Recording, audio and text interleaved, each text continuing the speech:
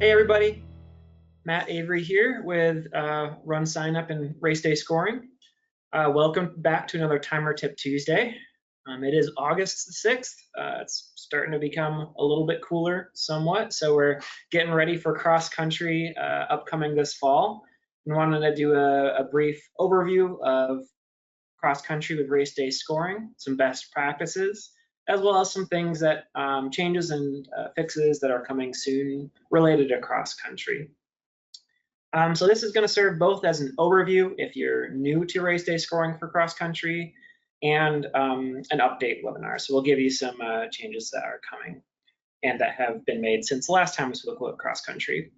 So I've got quite a few people on the call today. I'm going to just wait a minute here and allow everyone else to join before we get started.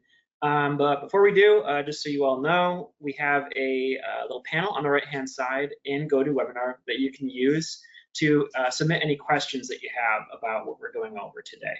So I have Roger Bradshaw and Soren Larson on the back who will be able to assist you answer your questions. And if there's anything that's really relevant to what we're talking about right now, then I bring it up and we can discuss it as a group.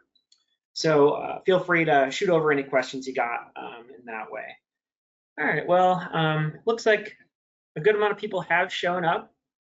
We are going to be recording this session and we'll post it on our YouTube channel as we do with every other session we record. So if you do miss out, always know that we record these. You'll be able to access them, watch them at your own pace after the fact. And we'll also include a copy of the slides that I'm presenting here if you wanted to go through them as well. So again, hello, welcome to Timer Tip Tuesday. We're doing cross-country best practices. So let's go ahead and dive in.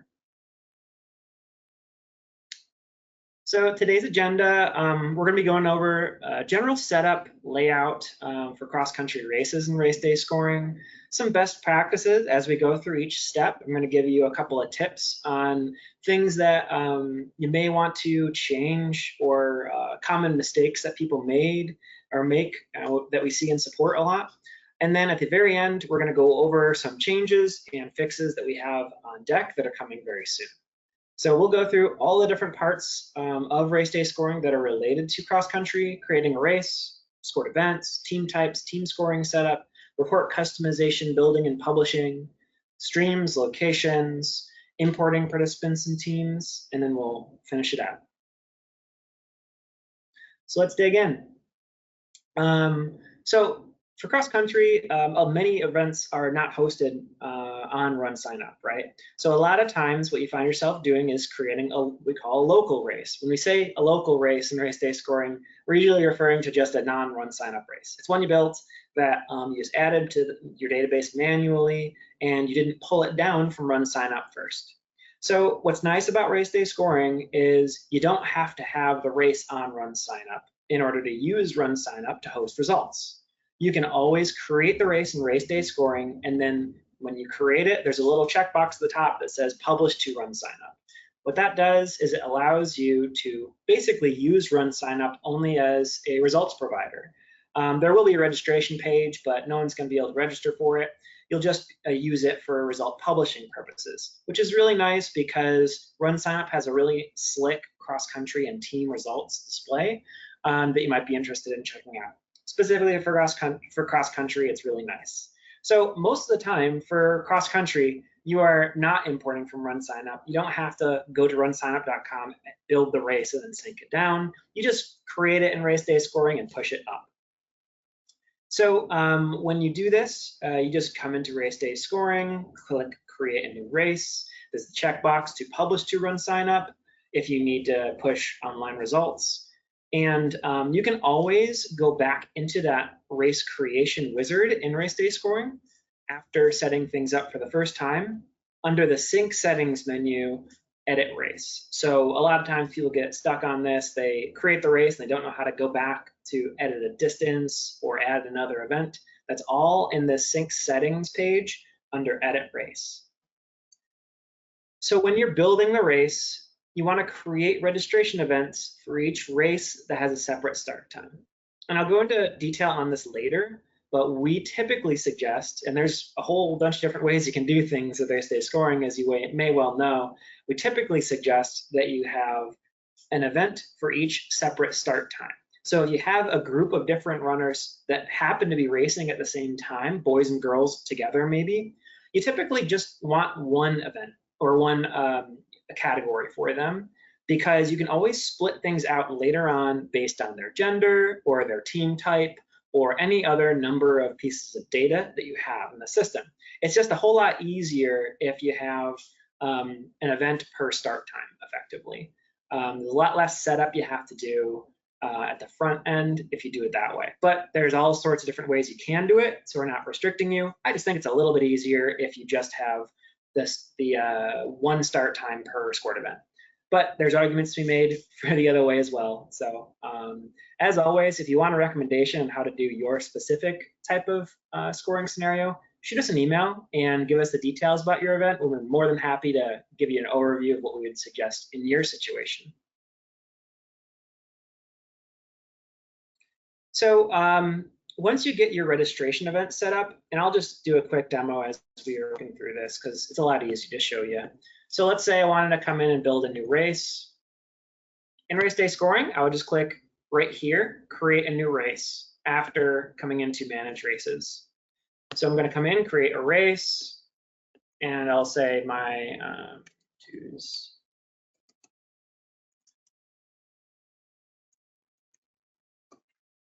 Zoomy.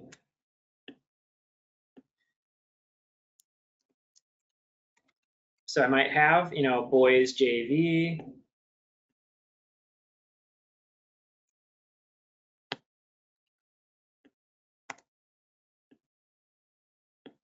girls JV,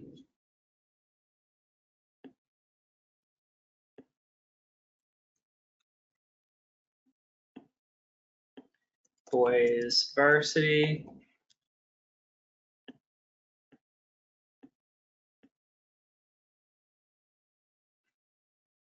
and girls varsity. So this would be how I would typically set it up if these were all separate start times. So I'm not going through the detail of setting all the start times properly and everything right now for this example, but this is typically what you would do. So if you had, your boys JV going off at like 3 p.m. and then the girls JV going off at 3:30, whatever. I guess like 4 would be more accurate, maybe. And then the next one at 5, and the next one at 6, let's say. So this is all you need. Now, if I wanted to publish this to RunSignup, I can just check this box here to push it to RunSignup. I do have to add some more data in here.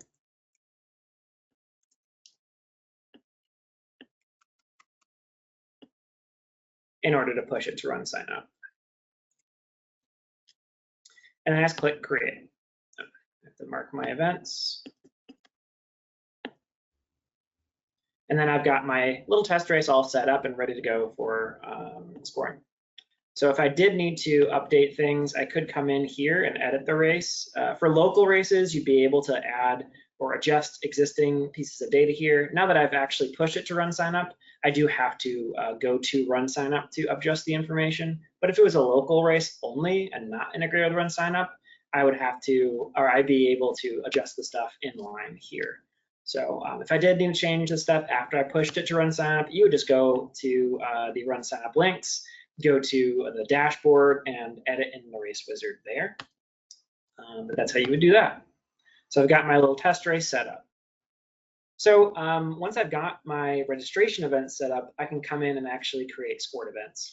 So RaceDay scoring has this concept of registration events and scored events, specifically for registration purposes. If the registration coordinator sets up 2 different versions of the same event, like a age-based pricing version and then a regular version, so you can easily combine multiple categories together. For this kind of situation where you're building it all yourself, it's usually 1-to-1. I created boys JV and I'm going to score that as its own scored event with nothing else within it. So here I've got one varsity boys registration event has an associated varsity boys scored event. So again, like I said, you can set up separate scored events for each start time. You also are able to run boys and girls together within the same scored event, and then you can separate those out later. Again, this is all kind of dependent on your particular scenario. Some meets will actually run boys and girls together, others are always separate. You got to take that into consideration when you're doing your setup. So if I've got my race built here, I would just come in and click this big button up top here to set up scored events to do the next step. So it's going to tell me I've got all of my registration events here that are not included in any scored events. The quick setup button really helps me out. It just throws in a scored event for each of the registration events. It pre-fills my name, my distance, my unit type, and everything that I need. And then I can go ahead and get started with my the rest of my setup here. So I'm going to say this is good and just save it. Obviously, you'll need to do more updates as you go, but this is the first step here. Okay, so I have my scored events set up now. The next thing in race day scoring that's really important to have for cross country or any team race are team types. So team types are just that. They're different kinds of teams. You may, in cross country, it's actually usually just one. Typically, we see most events will just have a single team type that is called teams, and because there's only one type. And the reason you may need a distinction between different kinds of teams for cross country really is it's only necessary if you have different kinds of teams that are scored differently. For example, you may have a cross-country meet that is an open and a masters scored together or run together but scored separately, where the masters people are actually given points based on scoring through 3 deep, displacing through 5, whereas the open people are doing 5 and 7, like a standard cross-country race. So because those scoring rules are different within the same event, that's when you need to have different team types. But that's usually not the case for like 90%. So most of the time, you would just have one team type called teams. And then if you do find that you have within a single scored event, some teams are scored one way and some are scored a different way, then you need a different team type. Now, if you had, let's say, that same example, you have an open and a masters category, and they're at different start times, well, it doesn't matter because you can just set your scored event to be scored differently. So that might be a situation where you could tell yourself, well, hey, I'd rather just build a separate scored event for my masters, even though it starts at the same time. So it's kind of 2 ways to do the same thing. But just think about as you're going along, specifically when you need to make that decision about how many team types do I need, it's really all about the different scoring rules. So how to displace, how many should I score through, what's the tiebreaker type, things like this. It really comes into play more often than not for major kind of invitationals where you might have an open category, or you might have high school and college at the same event. And you need to do tiebreakers based on NCAA rules for some teams, but not other teams. So you don't want to actually create JV and varsity team types. It's usually not necessary to do that, just because then you have to create different versions of each school, like you need JV school 1 and then varsity school 1, when you really don't need to do that. All that can be done on the filtering in the reporting side later. So it's a lot easier if you just have one team. It makes it easier, especially for your rosters, if you just have one big team, and it doesn't matter if it's JV or varsity, that distinction is done in report filters. So, and then, yeah, you have to say which scored events each team type is available for when setting them up, which is why we always recommend first setting up scored events and then adding team types and telling the system, hey, this team type is valid for any of these events. So what you'll want to do is typically I suggest people come in after adding scored events and then go into participants and teams. Setting up the sync, just go ahead and click save here. That's all you need to do. Going back to participants, you can click teams here and then click team types. This will get you into the team types list. You can also go to award or age groups and team types here and go right to team types. Same page, just different way to get there. So I usually suggest that people just go ahead and add a team type before doing anything else. You can also the next step you could take would be to just import the participant list directly. I like to do things first just by setting it up. So I usually come in here, just click add a team type. We'll call it teams because this is our basic scenario with just one kind of teams. So I'm going to go ahead and select all of these. So we'll go into more detail on this stuff later, but for now, I'm just setting up the basics. So I'm not even going to touch scoring rules. I'm just going to go ahead and click save. And so now I've got my teams team type, and that's all I need. So basically, now that I have a team type and I have scored events, I'm able to set up my team scoring rules. So we're going to talk about that next. Hey, Matt. Yeah. This is Roger.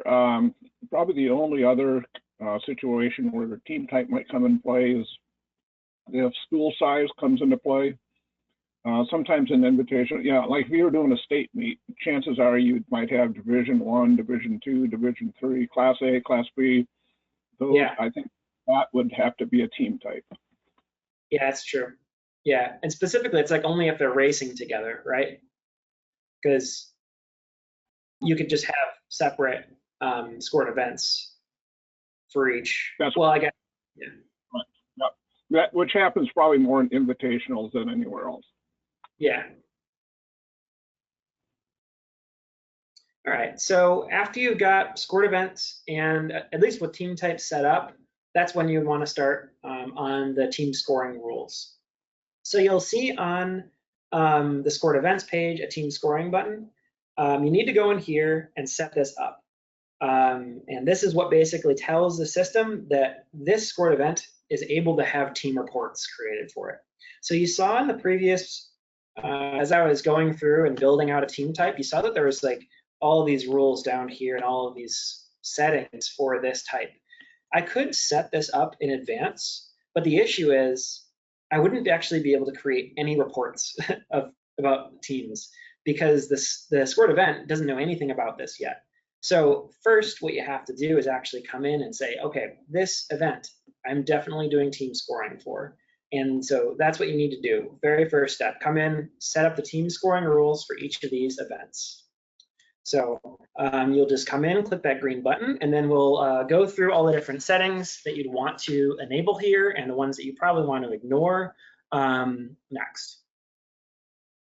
Okay, so you'll see this list, and there's a whole bunch of different settings here, and I'll give you the basic, straightforward, most common cross-country settings. Number one, you need to select aggregate from the team scoring type dropdown. This is telling the system, is this a relay event or is it an aggregate, or where you add up the points or times from all the runners on each team. Next, you need to select yes for use cross-country scoring. This is telling the system that it has all of the wrinkles about cross-country scoring, like it has a displacement setting, it has all of these different things like different tiebreaker rules that are specific to cross-country, that allows you to do qualifiers and things like this. And everything else is typically, and then scoring depth needs to be set to by scored event. Most of the time you have, like I said, 90% of the time, everyone in one event is scored the same way. What I mean by that is all the teams are scoring through 5 and displacing through 7. So that's when you would want to set it by scored event. If you want to, you can set it by team type. And that's when you could say, hey, within this scored event, I've got open teams and masters teams. The masters are 3 and 5, the open are 5 and 7. But it's a whole lot easier if you just do it by scored event, set it through 5 and 7. And then what this does is it updates all of the team types that are associated with this event with those scoring rules. Now, from there, you just need to set scoring depth to 5, displaced through 7, your basic standard cross-country scoring methods, and then everything else is left to the default. Now, your event may need to tweak certain things, or you may want to change certain things. For instance, tiebreaker rules for college meets would want to use the NCAA tiebreaker setting. You might have different settings like the separate report sections by gender. You may need to use tier 2 scoring, but this is the most common setup to not get yourself confused. So I suggest as you're learning the system, this would be your basic setup for your test events that you set up and score as you're learning the software, and then figure out what you need to do from there to customize it to fit your needs. So we've got a whole lot of other settings that we can go through here, and I'll just do a quick overview of all of them. If you need more information on them, feel free to reach out. I'm just going to do a quick and dirty and then go into detail on a couple of them. So talked about team scoring type, talked about cross-country scoring.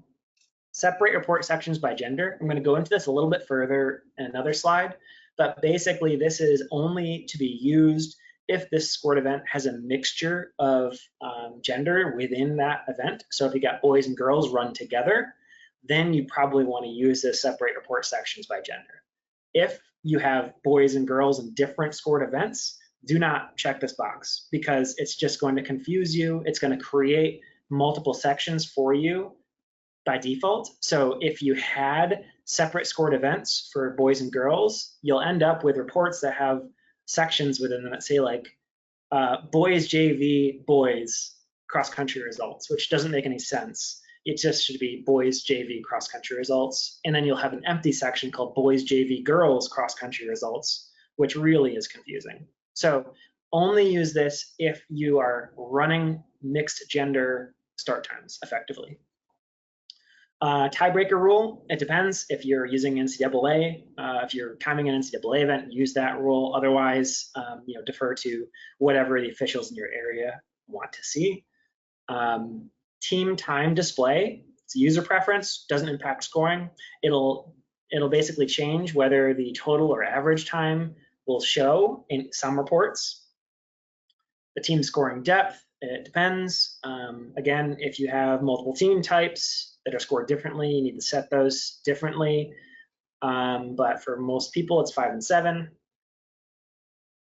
The allow under minimum to displace, it's off unless you know you need to allow teams that to score that have not met the scoring depth minimum.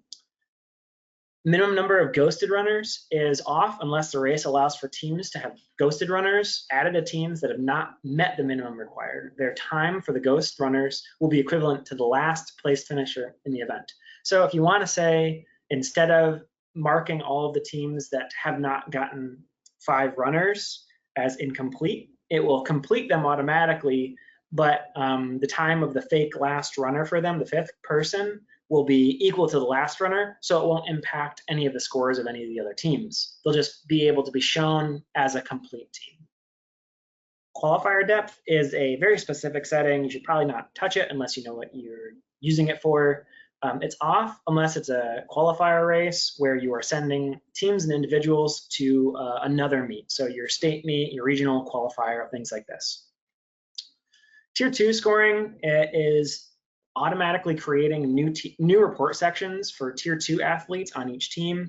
Basically, this is used almost exclusively for automatic varsity and JV distinctions.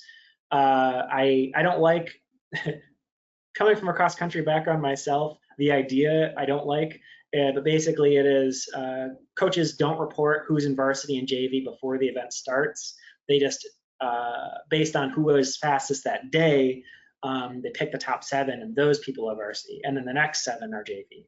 I don't like that because a coach should choose who is varsity and then they're stuck with that, and who's JV and they're stuck with that, not at the whim of who has a good day and a bad day. But we do have this feature to allow you to do that if that's what you want. Okay, so I'm going to dig into some of these settings here that we commonly find mistakenly enabled. When should you separate by gender? So you'll see a little on hover thing here. It tells you exactly when you should do this and when you should not do this. It should only be used if you are running more than one gender together in a single race. It's going to automatically set up multiple report sections, each filtered by gender, whenever you add a single report section. So when you go and you edit reports, and you build new reports, and you click Add Section on the bottom left, it will create 2 of them. So basically, it's going to add a boys version and a girls version of each report section you add. So if you have separate start times for boys and girls, or if you have separate scored events set up for boys and girls, don't use this. It's just going to confuse you. So that's just a note there. Next is at the bottom here, this qualifier section. This is, again, it's only used for championship style events where you need to say, hey, the top 5 teams, and then the top 10 individuals that are not a part of those top 5 teams should be marked as a qualifier. So this is basically telling the system what are those attributes, top 3, top 5 teams, and then how many individuals. And then you do have to actually add the qualifier column to any reports that you want to show this data in, but it'll basically just say whether or not this individual in the team finisher list qualified based on their team or as an individual. So only to be used like for a state meet or a regional meet. Okay, so you'll notice as you are walking through this, as you're setting things up, sometimes you'll see this screen here where it's going to tell you, confirm the rebuild of reports. This is normal. You're going to see it all the time. Don't worry about it. Basically, the system has to rebuild any reports that are related to this scored event if you change the rules about this scored event. So specifically, if you update like the scoring rules for your team types to say, 5 and 7, no, actually it's 3 and 5, it's going to have to delete and rebuild the reports for you. And it'll tell you right here which ones it's going to be able to rebuild and which ones you will need to add manually again. So this is typically why I suggest not doing anything with reporting, because you're probably going to have to rebuild it. So always, always, always, I suggest starting with your scored event and your team scoring rules, and then going on and customizing your reports. So when you make any changes that would need this to happen, it'll just prompt you. Just select delete and continue. Take note if you need to rebuild any reports manually here. And then the next thing is it's going to ask you, hey, you have changed some of these scoring rules for the scored event, and you have some team types associated with the scored event. What do you want me to do with those rules? Do you want me to update all of the team types that are associated with the scored event? Do you want to just add those rules to the team types that do not have any rules set yet, or don't make any changes? So most of the time, just click update team types and you're good. The only time you ever have to worry about changing this here is if you have some weird scenario where you have a team type with no rules and you only want to update that one, or there's another weird situation that you know why you would want to select a different option here, but like 99% of the time, just click update team types, you're good to go. So this is basically just saying I am updating these team types at the bottom here. Now in this case, I just have one team type and it's just going to update it. So again, I noted this earlier, but you'll see now that once you set up the scored event team types and you save the scored event scoring rules, and you've saved this page here where it's up to the team types, all of the rules that you've defined on the scored event will be sent down to each of the team types associated with that scored event. So let's do it with this one. So I've got a team type here called teams. I've got no scoring rules set on it. Now I'm going to come into scored events. I'm going to set up my team scoring rules. I'm going to say this is an aggregate. I've got cross country. I'm going to leave those, but the defaults 5 and 7 are my defaults that look good. And I'm going to click save.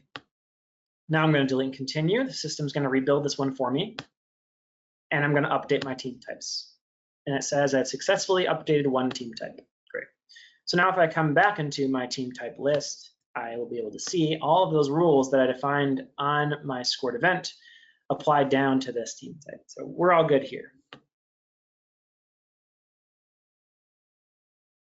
So now, if you did need to adjust these after the fact, like I said, you can make these changes on the team type itself. But I typically suggest if you have one team type or everyone scored the same, just doing everything here. This is most of the time where you're going to make your changes to scoring rules. Now, if there's things that are not impacted by scoring, like the total time, average time, it's not going to make you delete all the reports. It's just when you're making big changes, like the scoring depth, that you would need to have the system rebuild reports for you. Okay, so now let's move on to reports. Reports are the core of RaceDay scoring. You can do a lot with them. They're a bit involved, and specifically for cross-country and team reporting, there's a lot of different options for you. So I'll give you the basic rundown of the different kinds of reports that we have that you may want to add and why you want to use them. By default, we just create a team finisher list report. This will list out all of the individual members that are a part of a team. Now, this is the report that you would use when publishing results to RunSignup with an autosave. It will create the team standings for you, so you don't actually need a separate team standings report, a team detail, or team summary report in RaceDay scoring in order for RunSignup to generate the team lists for you. It's kind of like if you use RaceDay scoring for a standard race, where it creates the age groups for you on RunSignup, even if you don't have an age group report in RaceDay scoring. So that's how that works. So this team finisher list is really the one you got to worry about when you want to push results to RunSignup. You also have the ability to export athletic.net results for team finisher list reports. Just a note, athletic.live is not available at this time. Something we're looking at in the future, but not for this season. For this kind of report, there is a setting within the actual report definition to decide whether or not unattached runners should show in this report. So if you have an event like one of those, excuse me, invitationals where you want to show unattached runners, there's a setting to do this here, and it'll just show those unattached runners in the report. You don't have to add them to an unattached team like you did in Race Director. It'll just allow runners who don't have a team association to show up in the report.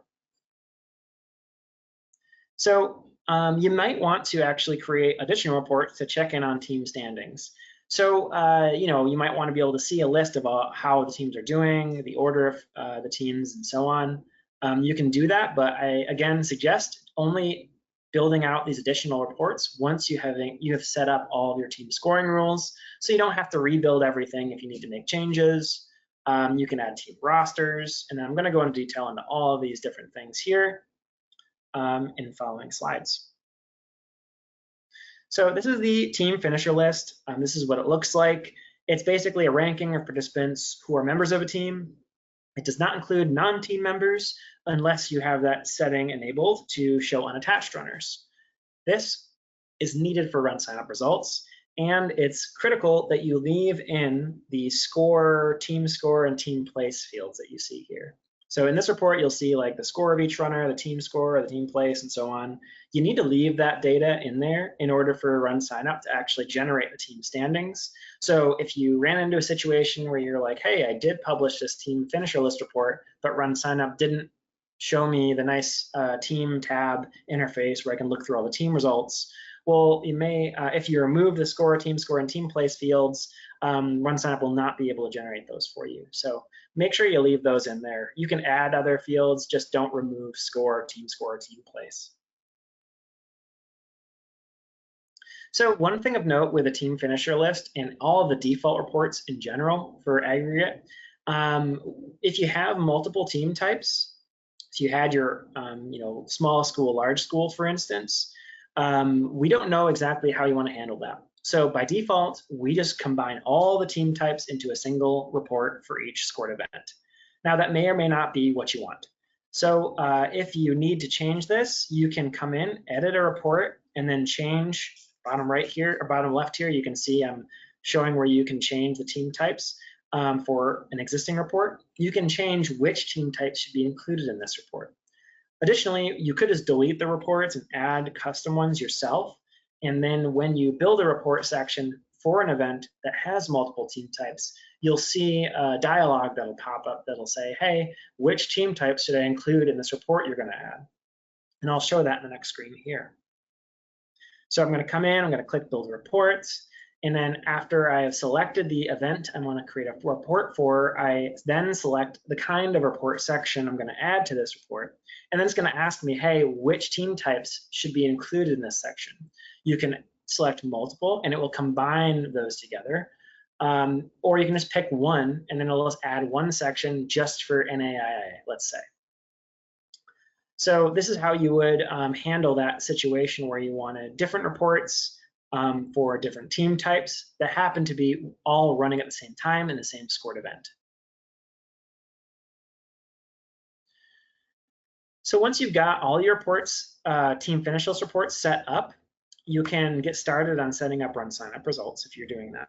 So it's pretty straightforward. Basically, you would just come in here for each of your finish list reports. You'll see these quick publish and autosave settings. I typically suggest just setting up autosaves. Quick publish and autosave are basically the same thing, but quick publish is meant to be used manually, like a push button post results, whereas autosave will just automatically publish results throughout the day for you. You can pause it and resume it, but it's just easier on race day to just let it run, and it goes every 30 seconds, you get new results pushed up. So you just click autosave settings, and then you click the little plus button under RunSignup results and click add stream and then save settings. So this is just creating the results at RunSignup for you and getting things ready for you in the future when you actually are timing on race day. So I'll just do a quick run through here. I've got my boys JV finish list report now, which is my cross country finish list report. And I've got my one team type teams in here, which is the only one I've got. So I'm going to click autosave settings, going to click plus here, and it's going to add a new result set for me. If I had existing ones up there, they would show. I don't, so I'm just going to create a new one. I'm just going to rename the result set title because it's too long. I'm just going to call it Boys JV and leave everything else as is. So I'm just going to click add stream, save settings, and it's going to create my results at RunSignup. And I'll know they're created because I get a new dropdown that shows live result links, and I can just go ahead and click this, and this will confirm for me that I have my results set up at RunSignup correctly. I see the team results tab generated for me already. I don't have any results yet, but once I do, they'll begin to populate here. All right, next. Yep, this is just a quick demonstration of what the results look like at RunSignup. So on the left, this is the individual results page. It'll show all of the runners. And then if you click that team results tab, it will swap over to the team list, and it'll show you the score of each team ranked based on their number of points and so on. It'll show the placements of each finisher on each team. You can click into the team name or that little score icon or the little magnifying glass on the place to view more details on the team, on the actual result list itself. You can also click into a team name when you're looking at an individual's time. So there's a lot of nice functionality here on RunSignup for results for cross country. Just some more. Okay, so just a few tips on RunSignup results that we have people run into problems with. So if you are timing a cross-country race that has a split, right now, if you want to show runners in progress on RunSignup, you have to manually come in and enable this show non-finishers and push non-finishers to bottom checkboxes in each finisher list section you're publishing. So this is a change that's coming soon, but basically in other kinds of races like triathlons, these are checked by default when we know that this event has segments added. So you have split points added. We know that you want to probably show people in progress, so we just check these for you. For cross country, that's not the case right now, but we have an update coming soon that's going to do that by default. It's just good to know if you do have splits on course, double check your reports and make sure that you're showing non-finishers, because you probably want to show that split data in real time on race day. If you don't do this, they're not going to show up on RunSignup in progress. They'll just show up once they finish. Okay, next report we're going to go over is the team rosters report. This is a nice little report for your pre-race, preparing packets for your coaches. You can make a printout of all of the runners that are on a team. So just come into your reports, click Build Report, select All Events, and then select Team Rosters. This will give you a good starting point for your basic Team Rosters report. You can take a look at it here. It'll show all your runners sorted by registration, event, and then first name or last name, first name.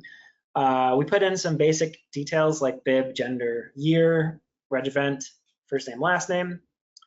There's some other things you may want to add. It's kind of up to you how you want to customize things. You could add chip if you need to make sure that coaches hand out the correct transponder, if you're including them in the packets. I know we used to do this where you have the transponder code on for each runner, and then you include the chips in each packet to make sure that the right people got the right chip. You want to make sure that people ran the right ones. And you may consider showing unattached runners if you need to prepare a packet for all the unattached runners as well. It's kind of up to you on how you want to handle this. But these are the suggestions I make for these scenarios. Next thing I wanted to go through is printing team rosters. So obviously, one of the main things you do with rosters is print them. One of the most handy features we have for printing is this page break after sections setting. If you go to a report and click Actions Print Preview, you'll be able to have access to these settings for printing.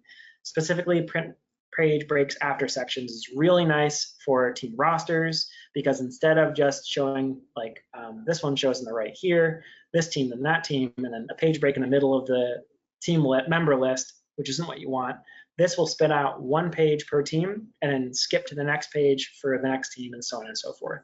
So if you're doing rosters, definitely know this exists. It's very, very handy. Okay, and then next are all of the other kinds of reports that you may want to add. Team detail, it's going to show a block for each team, and then member details within it. So it'll show you, this team, and then what position they were, and all of the members within it, each of their times, each of their scores. We also have a dual meet team detail. This will show basically a section of each team running that scored against each other team. So you'll see like Valley Forge versus Bernathlon, and then Bernathlon versus Rosemont, and so on and so forth. Every single combination of teams will show as a section here, and it's going to show all of the details for each of these head-to-head competitions. There's also a dual meet team summary. This is just going to be a more condensed version of the dual meet report I showed before. It'll just show, Bernathlon versus Keystone, Bernathlon versus Valley Forge, Bernathlon versus Cairn, so on and so forth, and just show the team summary data. So the top scores, the total time, so on and so forth. Next is the team summary report. It's just going to give you a quick and dirty ranking of teams without member details shown. So it's just the team list that you see on like RunSignup. Just a tip, one thing that we recently added is a team spread column. This is a data point that I like to add to team summary reports. It's going to show you the time difference between the first place member and the last place team member based on the scoring depth for each team in a report. So having a low team spread, it's a nice metric that a lot of coaches want their teams to shoot for. It just indicates that you're a really cohesive team if you've got a very, very short team spread. Maybe you don't got the fastest runner out there, but your 1 through 5 team spread is really, really tight. You're going to do very well. And a lot of coaches like to see this data. So I like to add it to the team summary reports. So just to note, we do integrate with TFIRS, and we allow you to publish your results to TFIRS through an API integration, so you don't need to export the data to a spreadsheet and upload it. We have a whole system built out with them, so if you have more questions on how to set this all up, feel free to get in touch. But basically, you need to add a TFIRS report section, and then it's a special kind of report that allows you to set up a TFIRS publish settings. You'll see it like you see the autosave settings area on a report. So you basically have to log into TFIRS, make some or add some data points to their fields, and then publish the results. So I'm not going to go into full detail on all this today, but basically you need to enter in all this info, like the course conditions, the weather, the distance, the temp, so on and so forth for each of your events. And then you need to link it to a race on TFIRS and publish the results after the fact. So again, I'm not going to go into... Hey, Matt, can you import participants from TFIRS is a question that was just asked. You can import from a spreadsheet. There's no direct integration with TFIRS to import from.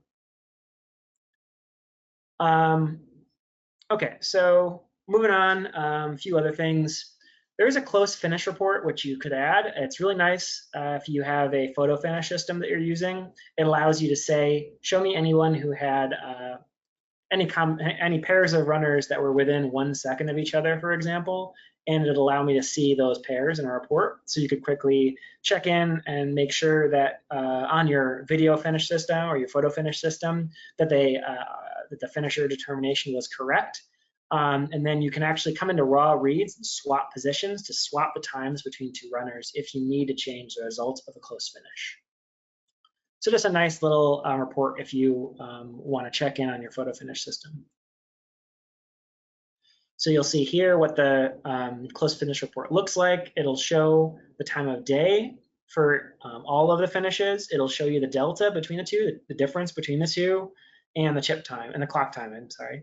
And then what you could do is come in to your raw reads view and actually swap the times based on this information. Once you've confirmed that your photo finish system was better than your chip system, you could just come in here and swap times.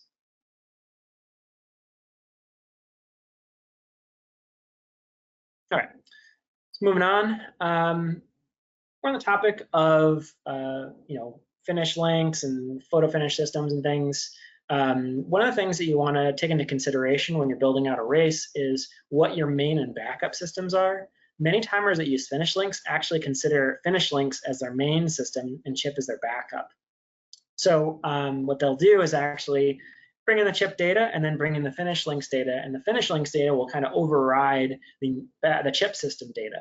So that's usually what people kind of want to see for a cross-country situation where we know the chip systems are not as accurate as finish links. If you're absolutely sure that you got everything lined up perfectly in finish links, that's your real true source of the result data. So you typically want to actually mark that as your main system and chip as your backup system.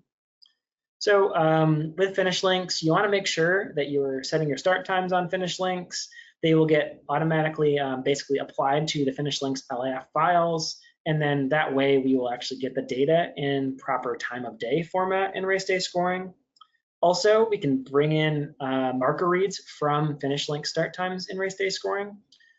So we have a full integration with the finish links system to export or to import the chip data or the read data from finish links and to sync the participant data from RaceDay scoring / RunSignup into finish links. So if you want more information on how to get through this finish links setup and what you should be doing with finish links, we have some guides here, and we'll probably do a deeper dive on this in its own session. But go ahead and take a look at these if you are a finish links user. Just know that we have a way to get the read data off of your link system, and we have a way to basically export the participant data in SCH PPL files for finish links to use. So it's a really nice system. It'll automatically update those files in real time as changes are happening. So check it out if you're using finish links. Okay, so the next thing is timing locations. Basically in RaceDay scoring, you have one or many different timing locations that are linked to your streams. Streams are like the data coming from finish links or from your chip systems. Many timers will actually create separate locations for each scored event using the same stream. And then they actually narrow down the time filters for that event or for that timing location to say, hey, the boys JV is only valid between this time and that time. And you can even do things like automatically moving people into different events based on where they were seen using data actions. We're not going to go into that full detail today, but we do have a lot of content on how you can learn how to basically move people around based on where they were seen. Take a look at this guide here and get in touch if you have questions on this. So if you see in RaceDay scoring on the right here on the dashboard, there's this reads by location panel.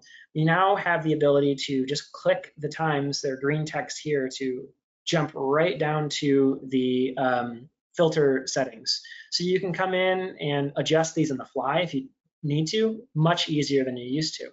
So here I have a basic, 2 start time event with a women's 6K and a men's 8K. And the women's 6K I know is between 11:15 and 12:24. So I set my start times, or I set my time filters to say, give me everybody between those 2 times. So not only finish times after 11:15. I also added a additional filter at the bottom here to say also restrict any times after 12:24, because I don't want to consider any of the men's times in this particular location. So just know you can add additional time filters here, or you could use bib filters if you know that your men and women are using different numbered bibs. You could do that as well. So this is just highlighting that you can now click these here. It's really nice, easy way to jump to certain settings. All right. So next, I'm going to talk a bit about importing participants. So now I've got all the setup done, and you can actually get started on importing your rosters. So one thing we've made a lot of improvements with over the past year is making it easier to import participant data. Even if you don't have team types set up, you can actually create team types on the fly as you are importing the spreadsheet. So you really just need the team name for each of your members. You don't have to have a team type already in the database. Like I said, I like having a team type in there already, but you are able to add a team type, and you can see in the bottom left here, there's a button to add a new team type as you are importing participants. And it will allow you to just build that team type and assign all of the incoming teams to your new team type right in your import. So basically, you just want to import your spreadsheet. It'll create the teams for you and map them to the team types you are designating here. You can also, again, create the team type in the import if you need to. So I can show quick how this kind of looks. I think I have downloaded my teams. No, I haven't yet. I'm not going to demo this right now, but basically you'll be able to just map over what columns should be included. You can include team or school year and TFRS ID if you need those. Yeah. So the next thing to talk about on this today is just we have a few things that we have coming soon that we are going to get in time for this season, hopefully. A few things. Number one, RunSignup results. It currently displays clock time and pace for the team standings, which really doesn't make sense. What it's actually showing is the total time and the average pace for the runners on the team. So we're going to be correcting that so the team results display at RunSignup will look better. It'll reflect the actual data there. We're going to be adding a do not score team setting. So we do have, again, like I said, an unattached runner setting on the report. So you could say for this report, show anyone who's not a part of a team. But there have been timers who said, well, you know, there's actually situations where I have a team. They actually are on a team, but I wanted to basically disqualify this team. So we're going to be adding a way to say this particular team is not going to count towards scoring. Next, we're going to be adding a team member count to rosters report to be able to show at the top of each section how many participants are in this team. Next, like I had said before, we're going to be changing the way the report defaults work so that non-finishers are going to show by default in finish list reports. This will allow everybody to show online as soon as they hit a split point in results. So if you're doing split point results for cross country, it's going to be a little bit easier for you when integrating with RunSignup results. We have a few changes coming for mile split. They've updated their requirements for their upload format. So we're going to be changing out to make sure that we are meeting their standards for this season. And we're going to be adding a way to view and manage team result sets from within RaceDay scoring. So we recently added the ability to view and manage individual result sets at RunSignup, and we've got the ability to actually do the same thing for team result sets on its way. All right, so that's what we got for today. I know it was a lot of information. I hope that it was helpful to you. And again, feel free to, if you have any questions right now, maybe we'll answer in the last 5 minutes we have. We also are, again, more than happy to jump on a call if you have more specific questions about your particular event, or if you're interested in migrating over to using RaceDay scoring from Race Director or RunScore or other platforms. We're more than happy to walk you through. So if you do have any questions, you can go to our support portal. We have a lot of guides if you like reading. I really typically suggest that people use the Get Help function in RaceDay scoring. That gets us a copy of your race file as you are working on it so that we can see what you're working with, and you can tell us like, hey, I've got this started, but I'm not sure what to do next, or I've got this error that's showing up and I don't know what that means. Use Get Help. It gives us all the context we need to best support you. It's really going to be the best way to get in touch, or you can email us. RaceDay@RunSignup.com is the one to use. And finally, Soren, who's in the back end, is the guy who does all of our demos. He's an expert in training. He's got a ton of experience using RaceDay scoring and timing events more generally. He's got a Calendly link here. You can schedule a time to book with him if you're ready to start onboarding, or if you have questions about a particular event. It's the best way to have a one-on-one time with us. So let's see if there's any questions I need to bring up before we sign off for today. I've got a question here from Bob in the chat. Is the unattached team set to non-score by default? Yeah, so they will not show up in any team reports, and they will not impact the displacement of any other teams because they aren't actually going to be a part of a team. So no scores will be generated for them.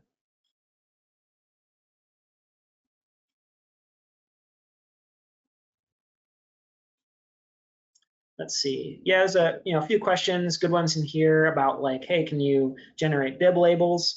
RunSignup actually has a really nice bib label utility. It works with all the standard Avery label formats. So your 3x10 format, you can customize, put in any data that you want there. So it's one good reason to integrate with RunSignup, even if you aren't using them for registration, is their bib label utility is really slick. No fees. If you are not using RunSignup for registration, there's no fees. You can use it for free.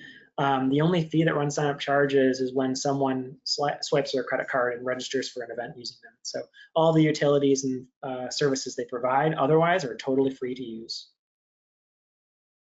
Even the SMS alerts and everything like that. Mike is asking, if I have a race from last year, can I use that race definition, or is it better to set up a new race? I think if you're able to, best thing to do is just I would integrate with RunSignup just so you have the data on RunSignup so that you can use the renewal function. RunSignup has, and RaceDay scoring has a renewal function, which basically allows you to copy over the settings year to year. That's probably the best thing to do. You would just basically renew the race at RunSignup and then renew the scoring file to the new year. We have a couple of demos recordings we've done on that. I think that's the easiest way to copy over settings from year to year to year. You also could export definitions from the dashboard.